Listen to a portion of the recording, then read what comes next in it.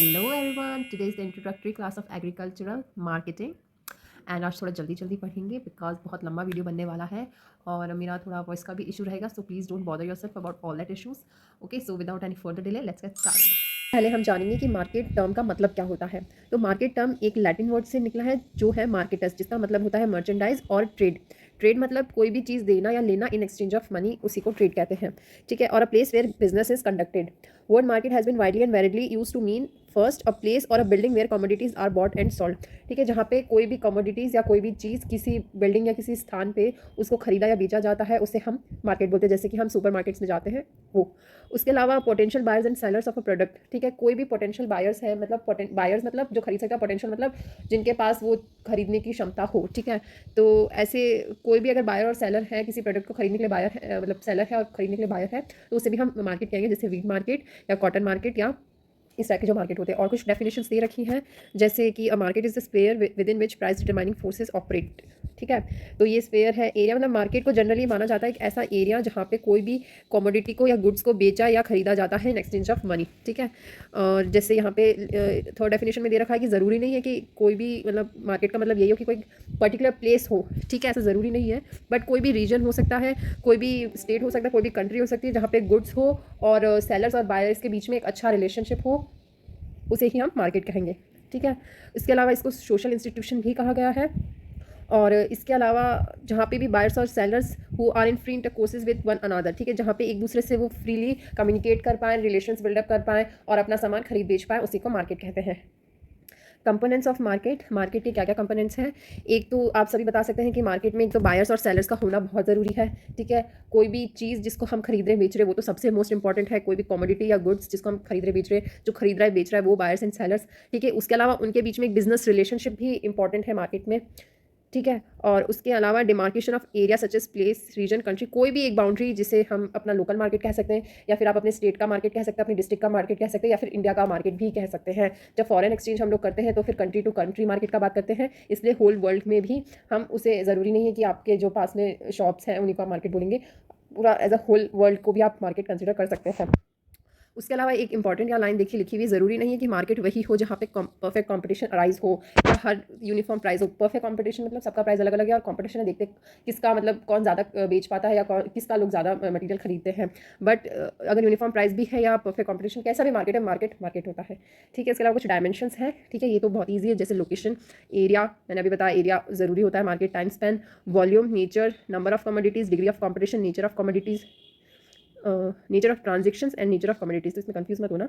Stage of marketing and extend of public intervention, ये सब भी हम अभी डिटेल में डिस्कस करेंगे पूरे कोर्स में. तो लेट्स मूव अहेड. ये दो और हैं, type of population served and accrual of marketing margins. ठीक है, ये हमारे डायमेंशन हो गए. इसके बाद हम मार्केटिंग स्ट्रक्चर देखते हैं क्या होता है. तो सबसे पहले इसके मीनिंग का बात करते हैं. तो हम स्ट्रक्चर से क्या समझते हैं? किसी के भी स्ट्रक्चर को हम अगर डिफाइन करते हैं तो हम जनरली क्या देखते हैं कि कोई छोटा है, बड़ा है, मोटा है, पतला है, काला है, गोरा है. हम इसी टाइप से किसी का स्ट्रक्चर डिफाइन करते हैं. ठीक है, वैसे ही मार्केट स्ट्रक्चर क्या होता है? किसी भी मतलब ऑर्गेनाइजेशन या मतलब उसका डायमेंशन क्या है, शेप क्या है, साइज़ क्या है, डिज़ाइन क्या है, ये सब चीज़ें इन्वॉल्व होती है मार्केट स्ट्रक्चर में. ठीक है, ताकि हम उसका जो मतलब फंक्शन है या परफॉर्मिंग, मतलब परफॉर्मेंस उसकी कैसी है, वो उससे हम उसको आइडेंटिफाई कर सकें.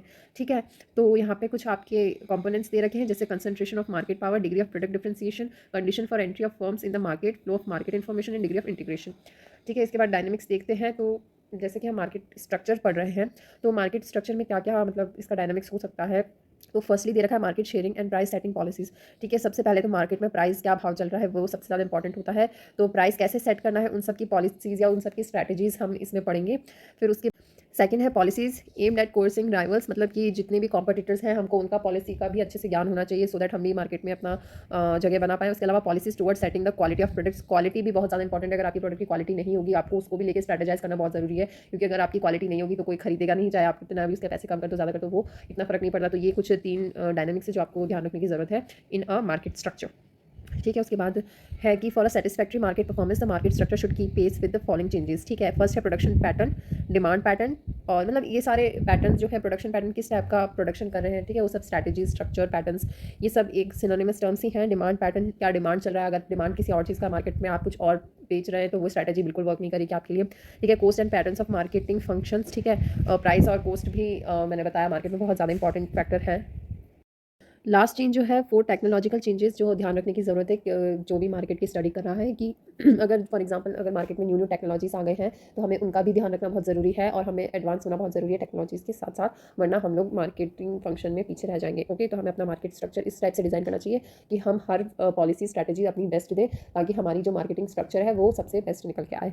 ठीक है, इसके अलावा एग्रीकल्चर मार्केटिंग ये हमारा मेन टॉपिक है जो हम पढ़ेंगे। इसमें 2 वर्ड्स होते हैं, एक होता है एग्रीकल्चर और एक होता है मार्केटिंग। एग्रीकल्चर हम पढ़ते आ रहे हैं और हम सभी को पता है एग्रीकल्चर क्या होता है, बट अगर उसे हम ब्रॉडर सेंस में बोलें तो ऐसी एक्टिविटीज़ जो कि नेचुरल रिसोर्सेज को ह्यूमन वेलफेयर के काम में मतलब ह्यूमन के काम में लाने के जो एक्टिविटीज़ होती हैं हम उसको एग्रीकल्चर बोलते हैं, जिसमें primary activities of production involve होती है। ठीक है, बट जनरली हम क्या समझते हैं कि क्रॉप को ग्रो करना या फिर लाइफ स्टॉक जितने भी मतलब गाय भैंस पालन पशुपालन को हम लोग एग्रीकल्चर बोलते हैं।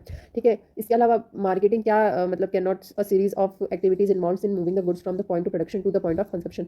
मतलब मार्केटिंग का क्या मतलब होता है, किसी भी एक सीरीज़ या फिर किसी भी एक चेन के थ्रू हम लोग अगर कोई भी सामान या गुड्स प्रोड्यूसर से हम लोग अल्टीमेट कंज्यूमर तक पहुंचा देते हैं, उसी को हम लोग क्या कहते हैं, मार्केटिंग कहते हैं। ठीक है, इसमें सब कुछ इंक्लूड होता है, जैसे कि हमारा अगर हम लोग उसकी पब्लिसिटी करते हैं या एडवर्टाइजमेंट करते हैं या प्रोडक्शन डिस्ट्रीब्यूशन, ये सब मार्केटिंग के फंक्शंस होते हैं।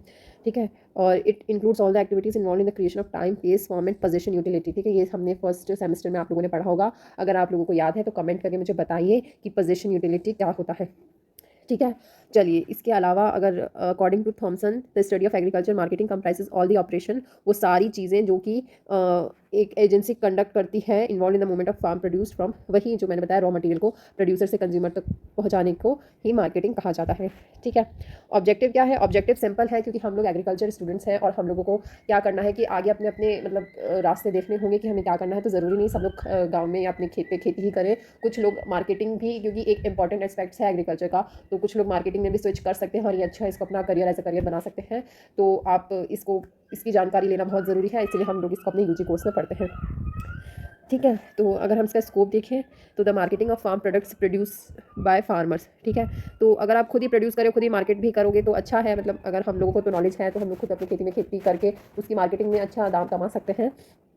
ठीक है, और इसके अलावा the marketing of farm inputs required by farmer in the production of farm products. तो फार्म इनपुट्स की कुछ ज़रूरत होती है जैसे सीड फर्टिलाइज़र, ये सब जो फार्मर को चाहिए होती है, ये सब भी मार्केटिंग में ही आता है। अगर आप फर्टिलाइज़र बेचते हैं या ये सब सीड बेचने का काम करते हैं, ये सब मार्केटिंग में ही इन्वॉल्व होता है।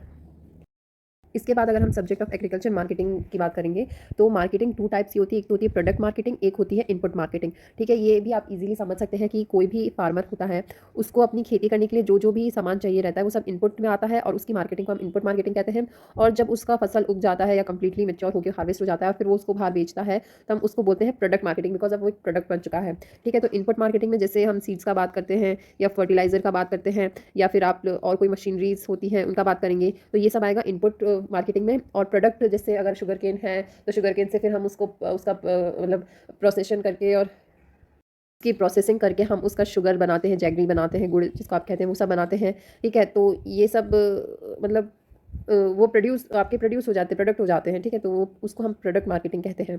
तो the subject of output marketing is as old as civilisation itself. ठीक है, आउटपुट का जो मार्केटिंग है वो तो ऑब्वियसली उगा रहे हैं तो बेचेंगे, वो तो बहुत पहले से ही चला आ रहा है। और the importance of output marketing has become more conspicuous in the recent past with the increased marketable surplus. ठीक है, ये देखिए इंपॉर्टेंट टर्म है यहाँ पे और इसको मैं आगे अच्छे से और डिफाइन करूँगी। मार्केटेबल और मार्केटेड सरप्लस क्या होता है किसी भी क्रॉप का। ठीक है, और फार्मर के रिस्पेक्टिव में मैं आपको बताऊंगी, वो लेक्चर का भी पूरा कंप्लीट वीडियो बना दूंगी, आप लोग उसको देख सकते हैं।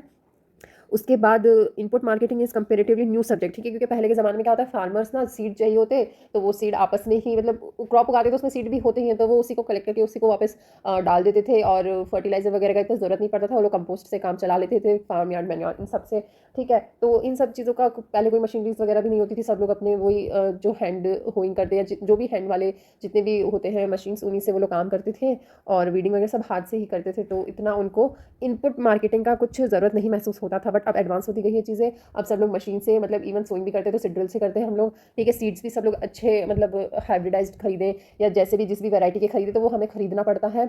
और उसके अलावा भी बहुत सारी जो इनपुट की चीज़ें जैसे फर्टिलाइजर वो तो कोई बना नहीं सकता, उसको खरीदना ही पड़ता है फार्मर को। तो आजकल ये बहुत ज़्यादा प्रचलन में आ गया है इनपुट मार्केटिंग का भी सिस्टम। ठीक है, तो इसीलिए जो एग्रीकल्चर मार्केटिंग होती है वो बोथ प्रोडक्ट मार्केटिंग और इनपुट मार्केटिंग दोनों को इन्वॉल्व करके लेके साथ में चलती है। ठीक है। इसके बाद specially the subject of agriculture marketing includes, हम आप इस कोर्स में क्या पढ़ते हैं वो सब दे रखा है। जैसे हम चैनल्स की बात करेंगे, चैनल्स मतलब जो बीच में मीडिएटर्स आते हैं हमारे, वो सब एफिशिएंसी कितनी है, मार्केटिंग एफिशिएंसी की बात करेंगे, cost price spread, market integration, producer surplus, government policies, ये सब हम आगे मार्केटिंग एग्रीकल्चर मार्केटिंग में देखेंगे। इसके बाद हम डिफरेंस देखेंगे, difference in marketing of agricultural and manufactured goods. मैं बार बार एग्रीकल्चर मार्केटिंग बोल रही हूँ, तो आप सोचेंगे कुछ एग्रीकल्चर मार्केटिंग और जो नॉर्मल मार्केटिंग होती है उसमें कुछ डिफरेंस होता होगा, तो वही डिफरेंस हम यहाँ डील करेंगे कि क्या एग्रीकल्चर में क्या ऐसी चीज़ अलग होती है जो मैन्युफैक्चर्ड गुड्स में नहीं होती है। ठीक है, तो एक के बाद एक हम उसे डील करेंगे। First of all parish ability of the product. ठीक है, जल्दी से कोई भी हमारी क्रॉप होती है उसकी ख़राब होने की मतलब टेंडेंसी रहती है, कोई कंपैरेटिव टू दूसरा प्रोडक्ट। आप कोई कपड़े का दुकान है आपका, तो कपड़े पड़े रहेंगे, वो साल भर तक कहीं ख़राब नहीं होने वाले हैं। ठीक है, अनलेस एंड अनटिल उनको कोई रोडेंट्स नहीं खा ले। ठीक है, अदरवाइज जो मतलब क्रॉप्स होती हैं उन्हें हमें हार्डली 2-3 या मोस्ट प्रॉब्ली 4 to 5 डेज हम उनको स्टोर करके रख सकते हैं, उसके बाद वो ख़राब होने लग जाती है, वो किसी काम की नहीं बचेगी, बहुत हैवी लॉस हो जाएगा।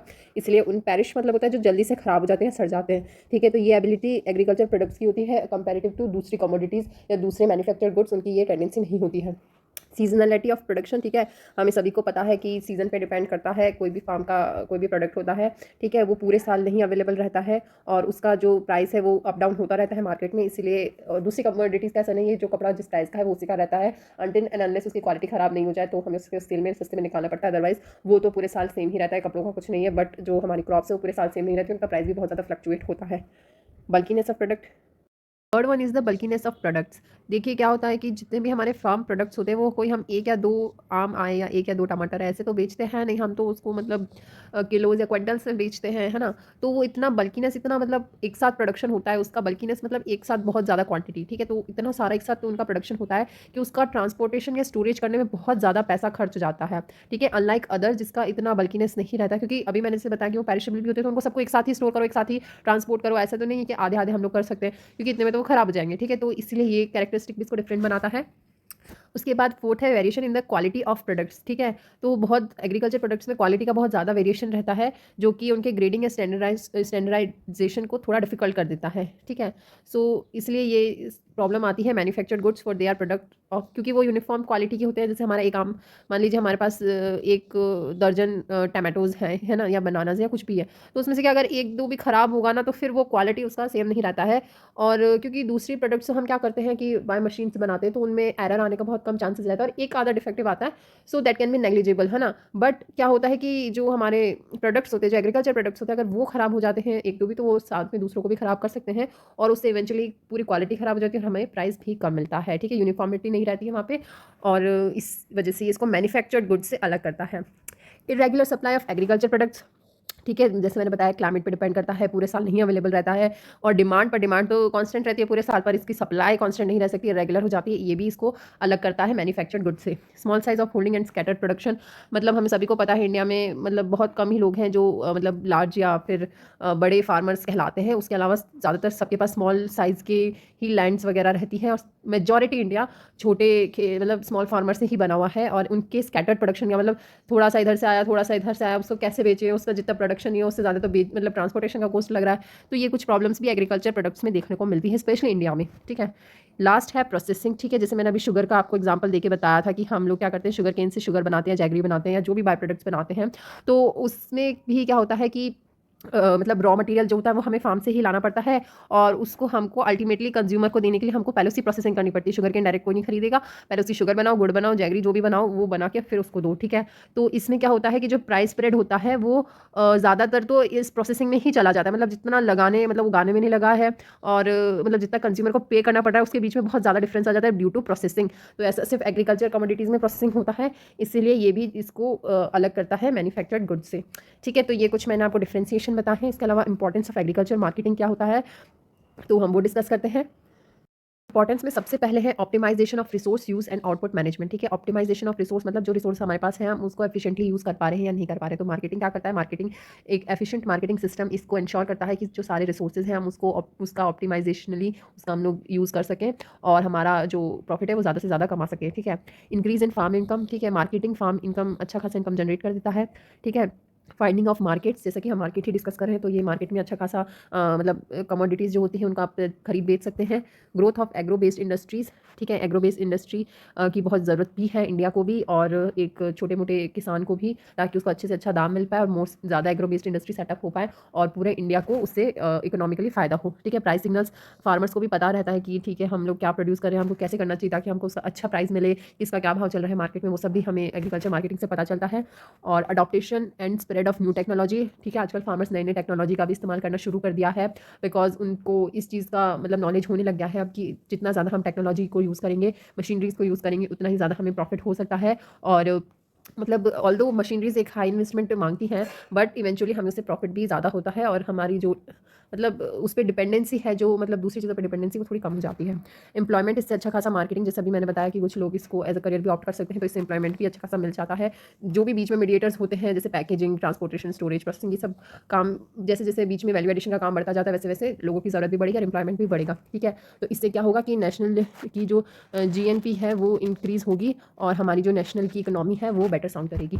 ओके, तो आई होप आपको ये सब समझ में आया होगा और आप मुझे होमवर्क में जो मैंने आपको यूटिलिटीज़ का होमवर्क दिया था वो करके दिखाएंगे और इसमें भी स्पेशली आप पोजीशन यूटिलिटी का मतलब मुझे नीचे कमेंट करके आप अपनी लैंग्वेज में बता सकते हैं। ठीक है, तो आज का ये लेक्चर थोड़ा इंट्रोडक्टरी लेक्चर हम बोल सकते हैं एग्रीकल्चर मार्केटिंग का। इसमें मैंने आपको थोड़े एग्जांपल्स इसलिए नहीं दिए बिकॉज ये इंट्रोडक्शन था, हम लोग जब एक के बाद एक उनको अच्छे से डील करेंगे तो हम और उसको अच्छे से समझेंगे कि किसमें क्या होता है। बट ये पूरा फ्रेमवर्क था जो हम आगे पढ़ेंगे और मार्केटिंग क्या होता है पहले आप उसे समझ लेंगे तो आपको थोड़ा फील आएगा कि हम क्या आगे पढ़ रहे हैं, वरना आप ये सब ऊपर से जाएंगे इकोनॉमिक्स। तो आई होप ये इंट्रोडक्शन आपको अच्छे से समझ में आया होगा। नेक्स्ट लेक्चर में हम एक के बाद एक टॉपिक अच्छे से डील करेंगे।